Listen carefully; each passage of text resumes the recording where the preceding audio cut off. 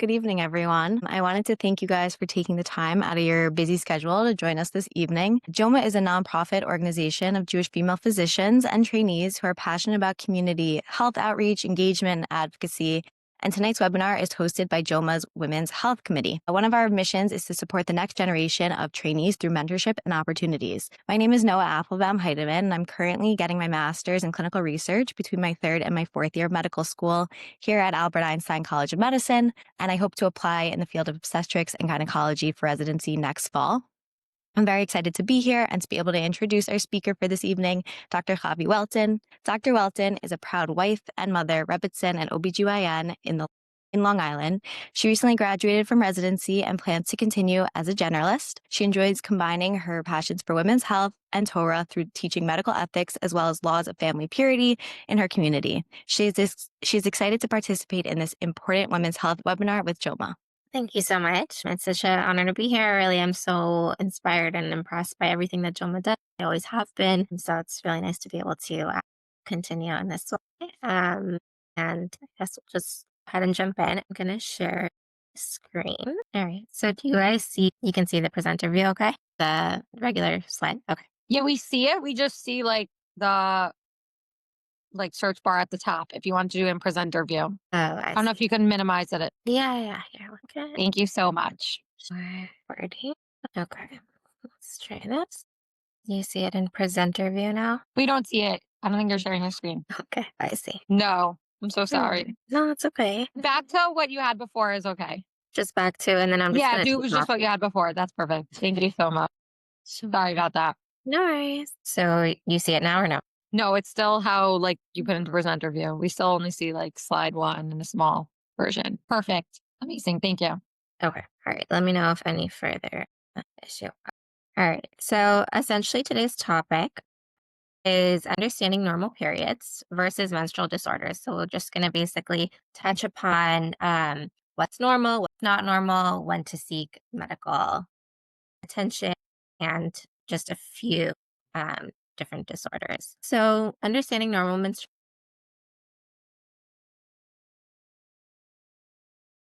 process, PCOS, and very relevant and topic that people often have a lot of questions about.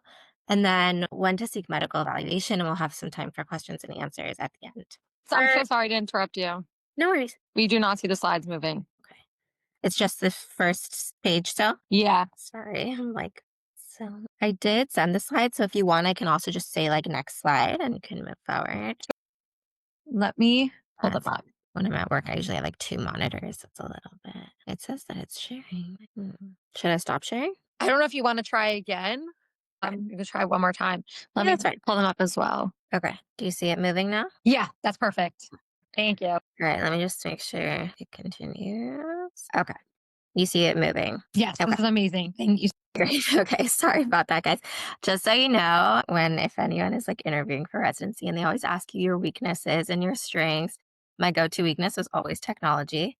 It's a really good one just because it's something that's fixable and that you can work on, and it's not a bad personality trait or anything. But it's very real for me. Technology is definitely a challenge. So great. So understanding normal menstruations. Basically, the majority of this information is going to be taken from American College of Obstetrics and Gynecology, ACOG, which is the governing body obstetrics and gynecology here in America. So just so you know kind of where everything is coming from. So according to ACOG, a normal menstrual cycle ranges from 21 to 35 days. So there's really a pretty wide range. And we count it from the first day of one period to the first day of the next period. And any variations within this range are typical and considered completely normal. So I know a lot of times people will say, oh, my period is more than 4 weeks, more than 28 days. It can definitely be normal. There are lots of variations on normal. Normal menstrual flow lasts anywhere between 2 to 7 days. So even though 2 might seem like a really short period, 7 might seem long for some people. Anything in that range is normal. And bleeding should normally be moderate. And so this is kind of hard to quantify. ACOG does use a cutoff of a blood loss of less than 80 milliliters. We obviously don't really have our patients collecting their blood volume at home and test tubes and bringing it in. But we'll try to quantify this by just asking them how frequently they need to change a pad if it's soaked through, asking them about other symptoms, to just kind of get an idea of how heavy their flow is. Interfere with daily activities. It's very common for the first couple days of the period to be heavier and then it'll lighten up. And spotting in between periods is uncommon and often abnormal. But in general, should just be like a normal flow. Shouldn't really interfere. People shouldn't have to worry about, saturating through pads quickly when they go out and things like that. Common symptoms. Oops, sorry. So mild cramping, breast tenderness, mood changes, these are all really typical symptoms that people can experience in a normal period. Usually they don't require medical intervention. People oftentimes have different food cravings. They can feel more fatigued, mild backache, headache, as long as their main like point is not disrupting their daily life significantly. Yeah, on the first day of their period, they might be, having heavier cramping. Some people might even have to miss a day of school. But in general, having a consistent cycle length, a predictable flow, all of these like manageable symptoms, those are all things that indicate a normal period. So if anybody has significant deviations, it's when we start to consider further evaluation. So seeking medical advice. When patients have pain that's preventing them from doing their routine activity, we tell them to seek medical attention. If they're requiring medications that are stronger than your typical Advil, ibuprofen, people sometimes use Tylenol. Tylenol isn't really, it's not an NSAID, it's a different class of medication. So it doesn't often work as well, but sometimes it works for some people and that's fine. But medications like Midol, Aleve, naproxen, Motrin, if people are requiring stronger medications, we'll tell them to seek medical attention. The heavy bleeding, like we mentioned, so soaking a pad or a tampon, we every 1 to 2 hours if they're saturating their pad or their tampon, that they need to go in and see the doctor or even go into the emergency room. If they're passing clots, so sometimes you can have small clots and that can be normal. We use a cutoff of 2.5 centimeters. So that's like about this big. So if you're passing clots regularly, one, maybe when you wake up in the morning after having been lying down all night can be fine. But if it's happening every day, then you should definitely seek medical attention. Patients having dizziness, severe nausea, fainting, those are all signs of too much blood loss for longer than 7 days. And then again, if the cycle's outside of that 21 to 35 day duration, like period between periods, or if they're missing more than 3 periods in a row, then they should seek medical attention. So just to kind of briefly overview the normal menstrual cycle, and this is something that, as a medical student, as a resident, as a physician, this is something that like we're constantly reviewing ourselves. So I don't expect everyone to, understand it right away or even, no need to memorize it or anything like that. But just kind of so you get an idea of like buzzwords and the keywords when you hear doctors or friends just talk about different hormone levels and things like that. So in general, we have multiple hormones at play in the menstrual cycle. We have some hormones that are released from the pituitary gland, which is in the brain, and those are follicle stimulating hormone, FSH, and luteinizing hormone, L. And then we have estrogen and progesterone that are produced from the ovary. And then we also have a gonadotropin releasing hormone, which is like this overarching hormone that releases gonadotropins. The gonadotropins are the FSH and the LH, and that hormone is released from the hypothalamus, which is another part of the brain that basically releases those hormones in a like pulses, a pulsatile fashion, and that triggers release of FSH and LH depending on the time of the cycle.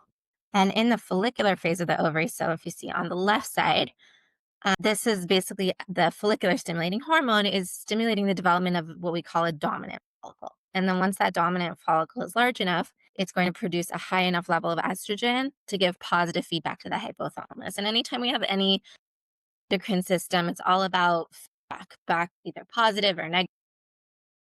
And then we have further GnRH that's released, and that promotes LH release downstream.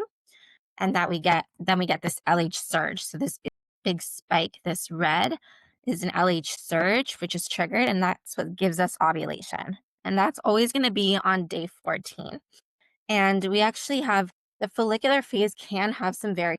So it's where people get the variation in their cycle. They can have a shorter phase, a longer phase, and that's where they can ovulate earlier or later. But it's always going to be a constant luteal phase. The second phase on the right, it's always going to be 14 days from ovulation to the period if they don't conceive. And so that's what stays constant. And that's how we tell when people are ovulating is we have to track it over a few cycles to see, okay, when was their period and what was 14 days prior to that, when did they ovulate, and that's how people can track their ovulation if they're trying to conceive or if they're trying to not conceive. After they ovulate, the levels of the LH and FSH decline in response to a negative estrogen feedback in the luteal phase of the ovary. At the same time, the estrogen that's produced by the dominant follicle, it basically downstream effects on the endometrium. The endometrium is your lining of your uterus, and that's what's shown here at the bottom. And that's when you get the proliferative phase. You get endometrial growth. The lining is basically preparing for implantation of a possible embryo. And then once the follicle releases the egg, the follicular cells become a corpus luteum. And the corpus luteum is this. It produces progesterone.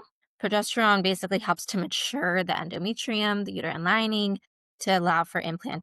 And then at a secretory phase, endometrial maturation. If there's no fertilization, then the corpus luteum is going to degenerate. And usually by day 23 to 25, the progesterone withdraws and you get a shedding of the lining, and then you get your period. If you get fertilization, you don't get that shedding, you don't get that period, and you'll get a hormone called beta HCG, which basically prompts the corpus luteum to continue making progesterone. And cycle regularity basically indicates that you have healthy endocrine function. And when you have things that are irregular, we start to look at different endocrine abnormalities. But again, individual variation, like we mentioned, that follicular phase, you can definitely have variation and it can be normal. Okay. So abnormal uterine bleeding is a big topic in OBGYN. It's one of our bread and butter topics when we have patients who come in with really any abnormal bleeding. We separated out, and for those of you that can, med school, you probably recognize this chart, but we separated out between structural causes of abnormal bleeding and non-structural causes. So structural causes would be like an actual physical thing causing you to have abnormal bleeding. And basically abnormal bleeding is anything outside the normal volume, like we mentioned, anything outside the normal duration or frequency, and it affects roughly 20 to 30% of women of reproductive age. And so it's a really common reason for GYN visits. When we look at structural causes, we use this acronym called POM. Polyp is the first, that's what the P stands for. People can have polyps, which is just basically kind of overgrowth of tissue. Most of the time we're referring to them as benign, but they can become cancerous. Adenomyosis is when you have like an enlarged globular uterus and people can have heavy or abnormal bleeding from that. Leiomyoma is the medical term for fibroids, and they can be inside the cavity causing bleeding. They can be outside the cavity of the uterus causing bleeding. They definitely interfere with someone's bleeding profile. And then malignancy, like overgrowth of cells, hyperplasia, and cancer. Those are structural. And then non-structural causes, anticoagulopathies, which are bleeding disorders. So family history, to 20% of people with abnormal bleeding can have an underlying bleeding disorder. So it's really important to kind of always have this in the back of our mind.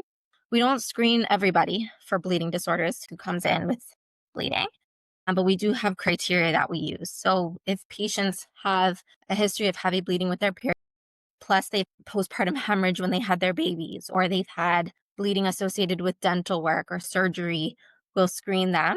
Or if they've had like frequent nosebleeds or bruising 1 to 2 times a month, frequent gum bleeding if they brush their teeth and have bleeding a lot, or if they have a family history bleeding symptoms, then we'll screen them as well for bleeding. And these are actually pretty common, like von Willebrand's, especially in the Orthodox Jewish community. Important to always have that on our minds as well. The other non-structural cause, ovulatory dysfunction, so anything that's going to mess with that ovulation, that endocrine system, endometrial, iatrogenic, which are medications. So this is always really important to, disclose to your doctor what medications you're taking. Somebody's on a blood thinner, if you're on birth control, if you're on even like supplements and herbal remedies can often either affect your bleeding directly, or it can affect the metabolism of other medications that you're on. Like if you're on birth control and you're also taking some type of herbal supplement, it can impact how the birth control can affect your bleeding. And then not yet classified. So whenever we have patients with abnormal bleeding, they come into the office, we'll do an exam, you look at their general appearance, we'll look for signs of PCOS, which we'll talk about, thyroid disease, which can abnormal bleeding, look for insulin resistance, which we'll touch on as well. We look for does your patient look anemic? Does they look pale? Are they, looking fatigued? Anything that shows that they're having too much bleeding every month. We do a pelvic exam. We feel for any abnormalities, like we mentioned, those fibroids or enlarged uterus. We feel you can do a speculum. You take a look and see if you see anything on the cervix that could be causing abnormal bleeding, like a polyp, and we'll do lab. So whenever we have a patient who comes in with abnormal bleeding, your number one test you want to do is a pregnancy test, because you can have with no bleeding, which is common when you get pregnant, you don't have a period. But you can also have bleeding in between periods. You can have implantation bleeding, just abnormal bleeding, and it can be a sign of pregnancy. So you never want to miss that. You always do a pregnancy test. You're going to do a complete blood count. Make sure your patient's not extremely anemic and needs to go for like a blood transfusion. You can check a thyroid hormone if you have suspicion for thyroid abnormalities. And then we also just want to make sure that you're up to date on cervical cancer screening, because that can also cause spotting between periods. And STI testing is also something we always offer our patients. People can have like abnormal spotting with like chlamydia and things like that. If it's warranted, we'll oftentimes do imaging. So our main modality of imaging is a transvaginal ultrasound. That's like our bread and butter in OBGYN. You can take a look at the uterus, at the ovaries. You can also consider a sonohysterogram or a hysteroscopy. And these are things that you can do in the office, or you can do a hysteroscopy in the operating room as well. And you can basically look inside the uterus with a camera, see if you see polyps, see if you see fibroids. People can also have those things removed at the time, so to diagnose and also treat. But for patients who are adolescents, also important to keep in mind that we'll try to avoid transvaginal ultrasounds as much as possible. You don't necessarily, so you can also do a transabdominal. Actually active, your young teenage patients. There's also something that you might hear about, it's kind of buzzword about an endometrial thickness or an endometrial lining. And important to keep in mind that the thickness of the uterine lining is only really valuable if somebody's having bleeding post-menopause. And that cutoff is going to be greater than 4 millimeters. If their lining is greater than that, then we're going to recommend a biopsy, because it's concerning for endometrial hyperplasia and cancer. We do have like a larger cutoff of 11 millimeters if we have a premenopausal patient who just incidentally was found to have that thick of an endometrium. We can still do a biopsy on them. And there are other times too when we will biopsy patients before menopause, but just kind of that most of the time, remembering that the endometrial thickness is only really going to be valuable post menopause. Is important. And when we do tissue sampling, a biopsy, we can do it in the office. We do an endometrial biopsy. It's really pretty simple. We can get good sample in the office. It's very, very good accuracy. It's near 100%. If for whatever reason we don't get good sample, or you have a patient who doesn't tolerate it very well, it can be uncomfortable, we can also do it in the operating room. We can do a hysteroscopy like we talked about, where you can get more tissue of like scraping the walls of the and get biopsies that way. Guys are still going okay? Yes, they're great. Okay, Thank great. you. Just like, all right. Oops, sorry. Okay, so the first one we'll talk about, like we mentioned, endometriosis. So very common. It's a condition where tissue that's similar to the uterine lining can grow outside of the uterus. It can cause inflammation and scarring. It commonly affects the ovaries and the fallopian tubes and the pelvic lining, but it can actually affect distant organs as well. So the bladder, the bowel, you can have patients who present constipation when they're on their period, with a lot of urinary discomfort when they're on their period. I had a patient once who had endometrial implants like on her umbilicus, on her belly button, and every month she would have bleeding from her belly button. And we removed it surgically. You even can, there's like been case reports about patients who had spread of endometrial tissue to their lungs, and they would be coughing blood at the time of their period. So it's like it can have a pretty weird presentation, but most commonly it's going to be in the pelvic and abdominal area. Know the exact cause of endometriosis. There's many, many theories. The most common theory that people, the most widely accepted theory is called the retrograde menstruation theory, which basically suggests that the endometrial cells are going to flow backwards through the fallopian tubes during menstruation and just implant on other organs in the pelvic cavity. So that's the most widely accepted theory, but there's many other theories. There's also thought to be some spread through the lymphatic system, through the blood stream, to distant organs, and that's how it would get to like the lung or the diaphragm. There's also a theory that cells can just like peritoneal cells that line the abdominal cavity can just transform into endometrial cells under certain hormonal influences and then can just kind of act up when you're on your period. There's also thought to be some correlation with immune dysfunction. Patients with impaired immune system might be more prone to having these endometrial cells implant elsewhere. And then genetic factors. We definitely do see it sometimes in families, and environmental factors may play a role as well. So these are laparoscopic images. When you go in with a camera, you can oftentimes see this like these adhesions here. You can see these kind of like, we call them powder blue lesions. You can see them on the ovaries. You can see what's called an endometrioma, where you basically have like these, we call them chocolate filled cysts pop. They like kind of have this like chocolate fluid. Um, and these are all different kind of markers that are highly suggestive of endometriosis. So symptoms and imp. So the key symptoms are going to be pelvic pain, especially during menstruation, but they can also have chronic pelvic pain outside of their period. Like we spoke about at the beginning, these patients really like need to be on stronger medications during their periods. Heavy bleeding, irregular bleeding, intercourse can be painful, fatigue, bloating, really just more severe symptoms than you would have on your period typically. It can also cause infertility in up to 40% of cases. It basically disrupts your ovarian function because, for example, if you have those endometriomas, those cysts on your ovaries, or you have a lot of adhesions or inflammation, you can get disruption of your ovarian function and blocking of your fallopian tubes, making it hard to conceive.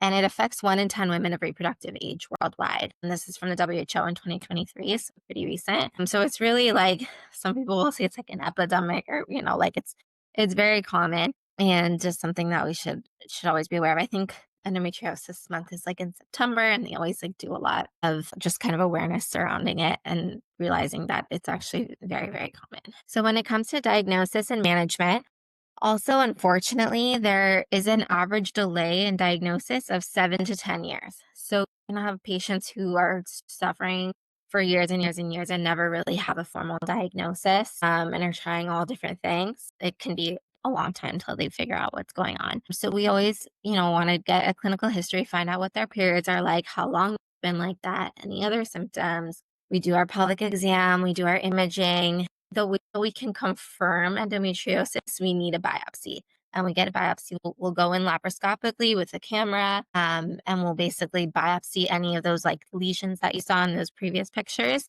send it to pathology. And we also just try to go after every possible that we can for pain and also fertility, because taking out those lesions can definitely help. And like you can see lesions like along the ureters, along the bladder, along the ligaments of the uterus. We'll just take as much as we can. So sometimes these can be pretty lengthy. And I've had patients who have undergone like many, many of these surgeries, like 10 to 12, because they have such chronic pelvic pain. When it comes to medication, go-to again will be NSAIDs, but we can also use hormonal suppression. So patients, obviously they're trying to, we may do a short course of like oral contraceptives just to see like if it can help regulate their cycle and then go off of it and try to conceive. But oftentimes we'll just skip them because they're trying to get pregnant quickly and we don't want to waste time. But you can use continuous oral contraceptives. You can use progestin. So you can use the pill, you can use Depo shot. You can use an IUD that has progesterone in it. There's the GnRH agonists and antagonists. So things like Lupron is a common medication that we use, but we have to also give back. These are basically medications that will decrease the body's estrogen and progesterone production, but then we have to give those medications if you're taking it for a certain time. And then danazol and aromatase inhibitors are also medications that we use for endometriosis. And the laparoscopic excision, like we talked about. We'll use artificial reproductive technology when needed, and many patients will like take on, let's say, it's that medication that kind of helps to regulate your hormones in order to kind of just cool things off for a few months before patients will start IVF or any other form of like artificial reproductive technology. And then lifestyle and dietary modifications can help as well, and just understanding that these patients will oftentimes like need psychological support or just emotional support, because it can be really challenging having um, these painful periods every month. And, especially if it took them a long time to figure out what's going on and to fix it. And it can come back even once you do the surgery. So just kind of being aware and supporting your patients in that way. Definitive surgery would be hysterectomy, removing the uterus with or without removing the tubes and ovaries. And I have had patients who are just like, I can't live like this. And, we've surgeries. If you always want to make sure if taking out ovaries and some who has pause yet, that you're giving them back those essential hormones that they need. But that is something that, if in extreme cases, people will sometimes do. And then really is enjoyment. These can improve pain and fertility outcomes. Okay, and so this is the next disorder that we'll talk about is PCOS, polycystic ovary syndrome. So what is it? It's also a complex disorder. It's characterized by varying degrees of ovulatory dysfunction, also hyperandrogenism, which we'll discuss what that is, and metabolic disorders. And 8 to 13% of reproductive age women are affected, so it's also very, very common. And important to know for PCOS, it's really not just a GYN disorder. It carries a risk of cardiovascular disease and diabetes, as well as endometrial cancer.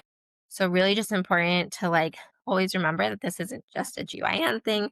It's really a medical, has other medical implications as well. Important to remember that in our patients when we're treating them. So we have very specific diagnostic criteria for PCOS. And also I think this is just important because a lot of times there will be kind of like a stereotype thing. I think more so in the past. I think it's gotten better now, but where people will say oh, it's an obese, very hairy person. Not necessarily. We have tall, thin people without facial hair who have PCOS, and vice versa. Patients who might, you might think they do, but they don't. And so just important to kind of get that out of your head and use these criteria. So it's called the Rotterdam criteria, and you need to have 2 out of 3 in order to be diagnosed with PCOS.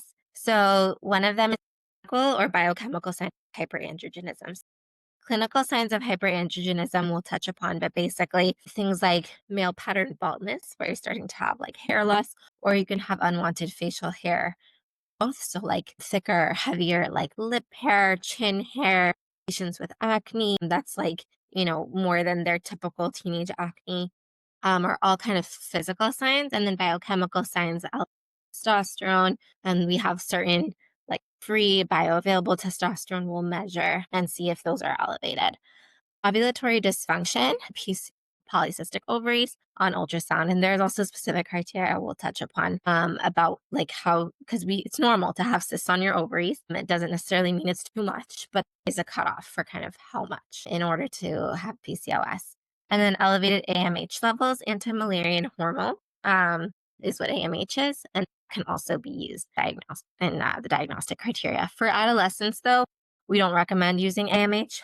And we don't really use ultrasound for them either. If patients are young and they have PCOS features, but they don't quite meet these criteria, we'll consider them at increased risk of developing PCOS, and we'll just reassess them 8 years after menarche. Menarche is when you get your first period. So hyperandrogenism, like we mentioned, signs of acne, alopecia, or that kind of hair loss, male pattern baldness, and hirsutism. Hirsutism is the word for that unwanted hair. And then anovulation. So ovulatory dysfunction is basically anovulation when you're not ovulating or you're having anovulatory cycles. So there's also criteria for this because we mentioned, variation can be normal. If it's your first year after your period, it's normal to have very irregular menstrual cycles. It's part of the pubertal transition. It's oftentimes not confusing. If patients are between 1 and 3 years after menarche, we allow for a variation of anywhere from 21 to 45 days. So it's a little wider than what our normal cycle is that we talked about at the beginning. And then once you're 3 years post menarche until menopause, we have that narrower window of 21 to 35 days or less than 8 cycles per year. And then if patients are, again, that 1 year post-menarche, they can have anywhere up to 90 days for anyone between cycles. Anything more than that would be considered anovulatory, but anything less than that, it can still be considered okay. And then primary amenorrhea. So that would be if somebody doesn't have their period by the time they turn 15, or if they have breast development, we call it thelarchy, and then it's been 3 years from when they had breast development, more than 3 years, and they still don't have a period. And you can also have regular cycles, but still have ovulatory dysfunction. So that's also important. We'll confirm with progesterone levels sometimes, and it's a little more nitty gritty of like when we draw the labs, but you still discover like ovulatory dysfunction if you have abnormal progesterone levels. So on ultrasound, so we mentioned we don't really use this for adolescents if you're less than 8 years after menarche. Transvaginal ultrasound is the preferred method. We basically will count the number of follicles, the most of volume of the ovary that's greater than or equal to 10 milliliters in either ovary is considered diagnostic of PCOS. And important to note that when it comes to labs, we mentioned earlier, we'll measure androgens, their total testosterone. It's not reliable who are using hormonal contraception. So you need to stop your birth control for at least 3 months and use an alternate form of birth control during that time before testing these labs. If the testosterone or androgens are very, very high, you want to consider aplasia, which is essentially could be like a cancer or malignancy. And again, we don't use the anti-Müllerian hormone in adolescents, and it can also be affected by birth control use. Another reason why you want to stop your birth control before testing. So for PCOS, we want to always remember, again, that our patients are at increased risk for metabolic syndrome. So basically, we want to, we do this with all of our patients, but we always check a blood pressure. We always check their BMI, their body mass index, their weight, their waist circumference. We look at those physical that we talked about. Acanthosis nigricans, it's a sign of insulin resistance. Basically, where you can get like dark, leathery areas in like your neck folds and your axilla and the armpit. And those can be signs of insulin resistance. We might consider adding labs for these patients, checking their glucose. You can check thyroid function, you can check prolactin, which can impact your periods as well. So all these different things that kind of help if you have abnormalities and those other things, they can also steer you away from PCOS. You can also have multiple things going on. So oftentimes we'll have kind of a broad panel. When it comes to improved pregnancy rates, weight reduction can help. About 5% of people will help, but again, only a full plate level. Like not everybody needs to lose weight. Also, you can get pregnant without losing weight, but it's something that we'll recommend just in general, healthy lifestyle and modifications, but it's not the be all and end all. And not everybody with PCOS has struggles with, you know, being overweight. Lowering your glucose and lipid levels losing weight can help also with the hirsutism, with the unwanted hair growth. There is a 2 to 5-fold increased risk of diabetes with PCOS, and then there's also an associated risk with obstructive sleep apnea. And with sleep apnea, it actually doesn't correlate with the weight of the patient. So somebody can be skinny and have sleep apnea and still have the higher risk of sleep apnea with PCOS. It doesn't have to do with like being obese or not. We recommend a healthy lifestyle in general for everyone. It definitely can help with our patients at increased risk of metabolic syndrome. PCOS patients also, because they're having these anovulatory cycles, they're having what we call this unopposed estrogen. That can lead to an increased risk of endometrial hyperplasia, overgrowth cancer. We don't do routine screening for endometrial cancer in general for anyone unless they have a specific like genetic disorder, which is a whole nother topic.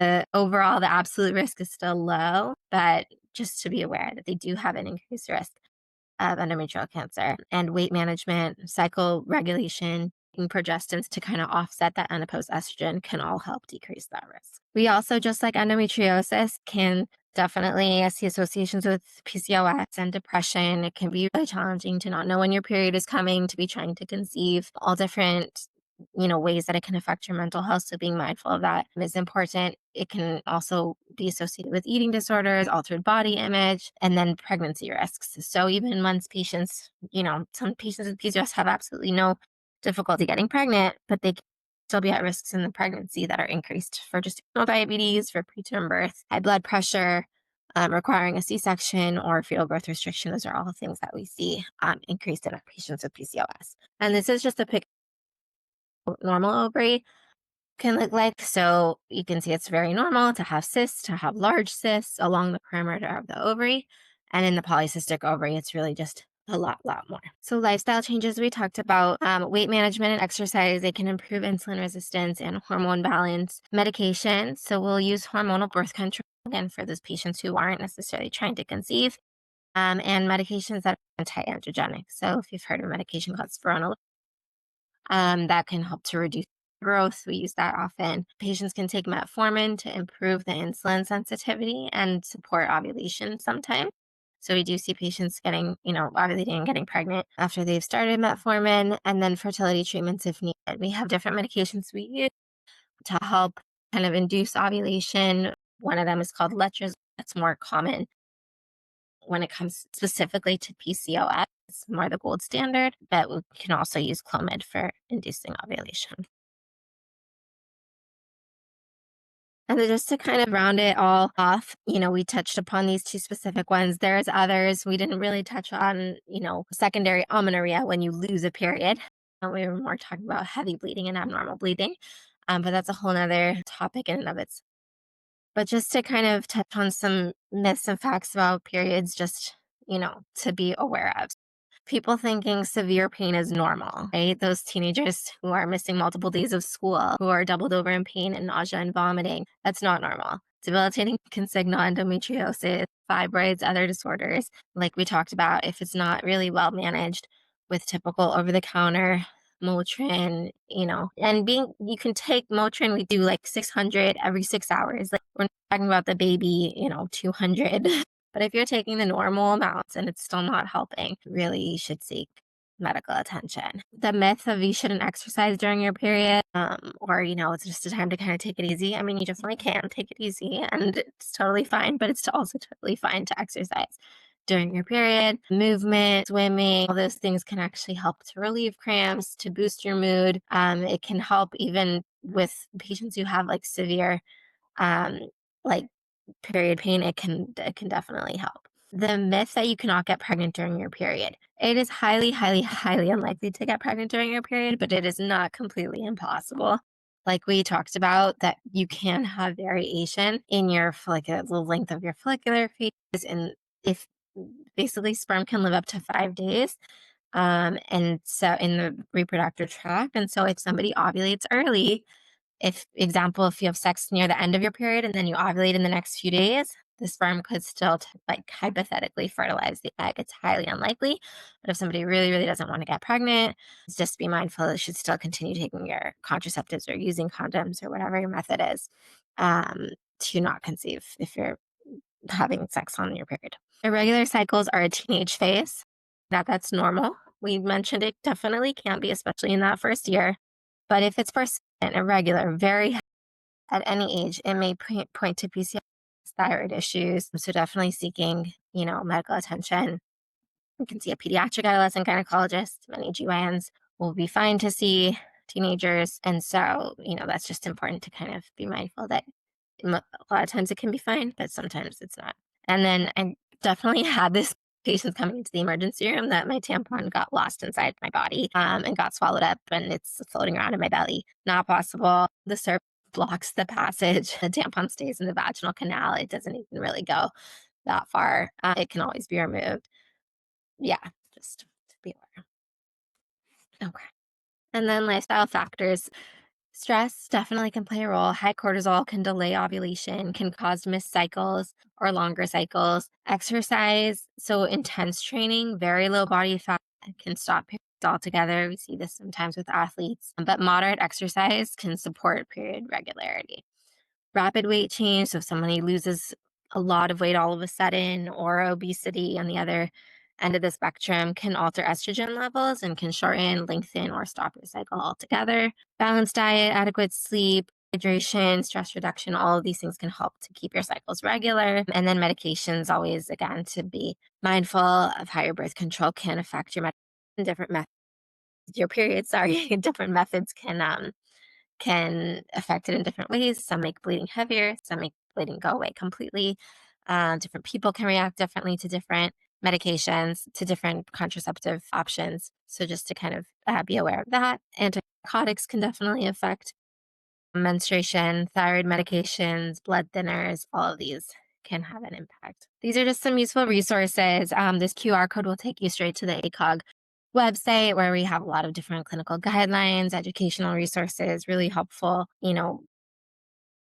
who your local OBGYNs are, knowing who your local pediatric adolescent gynecologists are, if you have them, really helpful knowing, like we said, when to seek medical care. Support groups, I think, especially for the endometriosis and the PCOS, there's a lot of support groups out there where people can share what they've tried, what they've done, what kind of medications, what kind of surgeries, fertility treatments, things like that. People, they're not alone. These are widespread conditions and just I think helpful overall to have that peer support. And then one thing that I always will tell my patients is to keep track of your period, especially like the younger patients who are just kind of starting out and figuring out their, how their cycle works and all of that. Keeping track of it either on an app or on a paper. So one of my favorite apps is called Clue. It's very easy. You can basically put in, okay, my period started this day. It lasted this many days. These are the symptoms. This was how heavy the bleeding or light the bleeding is. And it can help people track their ovulation. Again, if they know in their period, the last few months, they can see, okay, 14 days before that, this is when I ovulated. If I want to get pregnant, I can have intercourse at this time. If I want to avoid pregnancy, I'll avoid intercourse at this time. And so just really helpful to kind of be in touch with your body and have that awareness. And I think the apps are super helpful. And it's helpful too when we come into the doctor's office and we can get an idea rather than you just kind of saying like, oh, I skipped my period in February. We can like actually see it mapped out and get an idea of what could be going on. And that's all. I will open it up for questions. I know the technological delay got us a little bit in there. So Well, thank you, Dr. Walton, so much for that amazing talk. It's very informative. We do have some questions from our viewers in the last few minutes. We can do a few of them. So the first question that we have is your period and cycle considered irregular if it is slightly different in duration from month to month for an individual? yeah, so I mean, it's still gonna fit that 21 to 35 days. Especially think different things happen in the month. We talked about like, stress, weight gain, weight loss. Even people will sometimes travel and their period can be affected by it. So definitely if you have, your period is 28 days one and then the next month it's 32 days between this period and the next period is totally normal. If you're someone who's going from 21 to 35 to 21 to 35, then like yeah, you can definitely use your kind of like common sense and that I would seek medical attention if like I'm constant like just have no rhyme or reason. But that's why I think keeping those apps are really helpful. They will actually, like on that Clue app, they will tell you your average cycle length, and like how long you're bleeding for on average. Same thing if you're like having a 2-day period one month and then a 7-day period the next month and back to a two, like, so, but definitely if you have like a few days difference between periods month to month, it can be totally normal. Thank you so much. The next question would be, what can someone do if they don't ovulate to regulate their periods besides birth control? Yeah, that's a great question. So we don't typically do like metformin for patients who don't have a diagnosis of PCOS because that's not the mechanism necessarily of what's causing your ovulatory dysfunction. But for patients who are trying to conceive and they have PCOS, we'll oftentimes can try the metformin and see if that helps. If somebody is trying to like actively trying to conceive and is open to those induction agents that we mentioned, the letrozole or clomiphene, that can be helpful. You do have higher risk of conceiving multiples, so twins and triplets, because you can just ovulate more than one egg. And so that's just a risk to be aware of when you're taking those medications, but not always. And yeah, I would also say when it comes to ovulation that like tracking I think is important because sometimes people will say like, oh, I'm not ovulating, but it's really that they're just missing the window and they're not like either tracking it on an app. You can use there's like over the counter ovulation predictor kits, which can be helpful and kind of seeing it in real time, like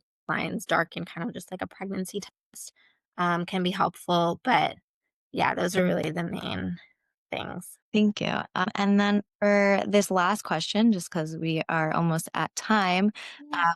For patients who have mood symptoms during their menses or headaches during their menses, can they take continuous OCPs?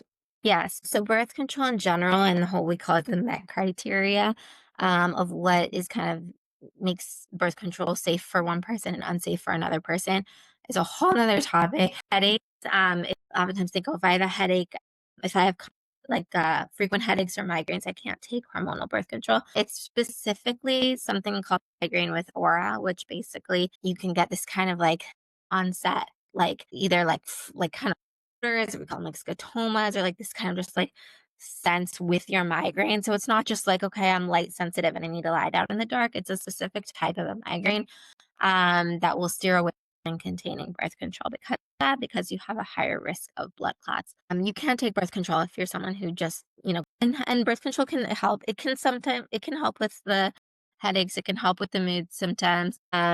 We do have patients who have like severe, and this is also another whole other topic, but severe like premenstrual dysphoric disorder, which is like before their period, at the beginning of their period, they'll get like really, really just like bad mood swings or depression or things like that. We can use medications called SSRIs, which are basically antidepressant medications, which have been really shown to be really helpful with that. And you can take them continuously.